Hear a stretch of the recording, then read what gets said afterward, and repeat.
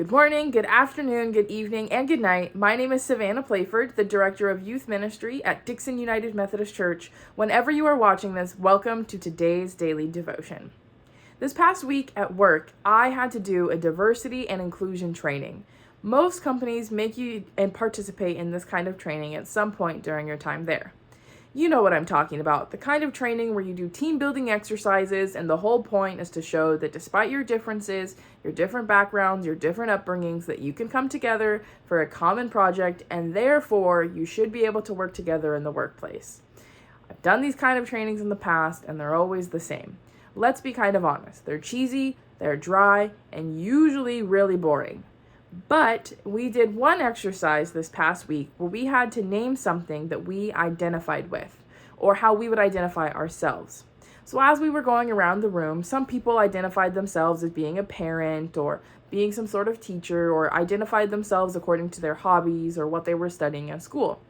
If you were a part of this exercise, how would you have identified yourself? As I was sitting there, I was really struggling to identify something that I aligned myself with because I am involved in so many different things and activities and hobbies, and I don't know which one I really identified myself with. So I started thinking, what do I do often and what is something I'm good at? So I identified myself as a planner.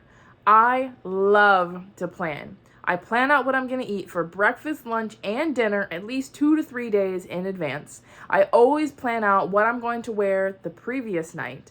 I love to have a plan so I know exactly what I'm going to do, when I'm going to do it, and so I can do it to the best of my ability. As many of you know, or maybe have experienced though, God usually has a very different plan for our lives than we have for our lives.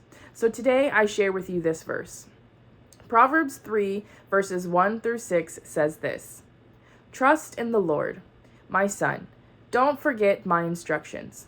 Let your heart guard my commands, because they will help you live a long time and provide you with well-being. Don't let loyalty and faithfulness leave you. Bind them on your neck. Write them on the tablet of your heart. Then you will find favor and approval in the eyes of God and humanity. Trust in the Lord with all your heart. Don't rely on your own intelligence. Know him in all of your paths, and he will keep your ways straight. These verses seem very simple, right? Just follow God and everything will be okay. Wrong. That's easier said than done. So I started thinking about it. What makes it so difficult to do these things in these verses and just follow God? The part that is complicated is because we try to figure out God's plan. We try to figure out his every move and exactly what he wants to do for us.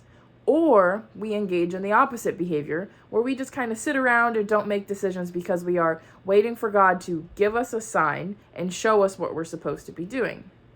Well, these verses are guiding us that it's actually really, really simple. We just need to think about God in our every single day routine. So if you're eating a meal, take 30 seconds to think about God.